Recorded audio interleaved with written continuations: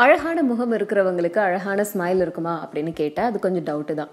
ஏன்னா இப்போ இருக்கிற நம்ம எல்லாரும் நவீனமான உணவு அப்படின்னு சொல்லிட்டு கண்ட உணவுகளையும் வாங்கி சாப்பிட்றதுனால நமக்கு என்ன பண்ணுது அப்படின்னா, நம்ம பற்களில் இருக்கிற வெரி ஃபர்ஸ்ட் லேயர் ரொம்பவே அழுக்காகுது.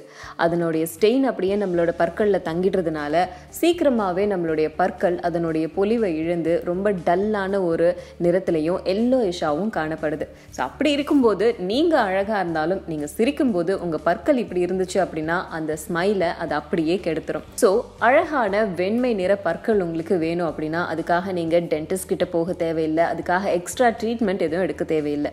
வீட்டில் கிச்சனில் இருக்கக்கூடிய இன்க்ரீடியன்ஸை வச்சே உங்களோட பற்களை வெண்மையாக்கலாம்.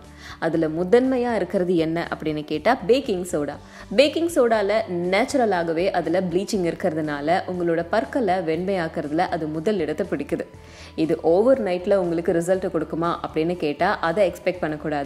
நீங்கள் நாளடைவில் விசிபிளான ரிசல்ட்டை பார்க்கலாம்.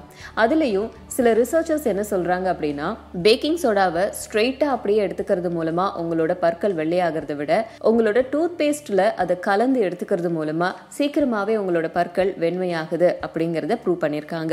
ஸோ வெண்மையான பற்கள் வேணும் அப்படின்னா நீங்கள் ரெகுலராக யூஸ் பண்ணுற டூத் பேஸ்ட் கூட பேக்கிங் சோடாவை கலந்து ப்ரஷ் பண்ணுங்க. What's up?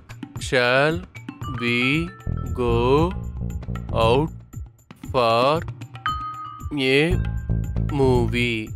What say?